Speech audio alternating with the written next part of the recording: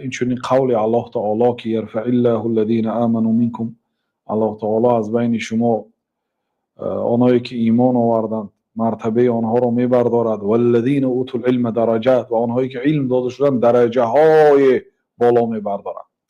بعض علما در تفسیر این آیت گفتند که الله تعالی مؤمنی علمدار را از مؤمنی بی علم مرتبهش را بالا میبردارد، هم در این دنیا و هم در آخرت، برای آنکه از سبب کثرت الثواب گفتند، بسیار داشتنی ثواب.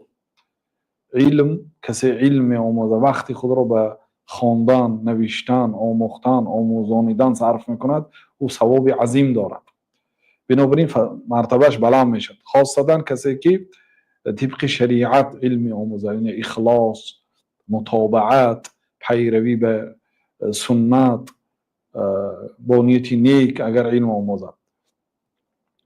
والله بما تعملون خبیر، الله تعالی به هر کاری که میکنید با خبر است. قول عز وجل رب زدنی علما، این چون قول الله تعالی که پروردگار علم مرا زیاده گردان، این دعا هست، دعایی که الله تعالی ما را امر کرده است که بگوییم رب زدنی علما، پروردگارا علم مرا زیاده گردان. این امر است، این فرمان است، باید ما این دعا را کنیم، چون که الله تعالی ما را به این دعا امر کرده است. حالا در بابهای نوبتی شرح این آیات می بیاید.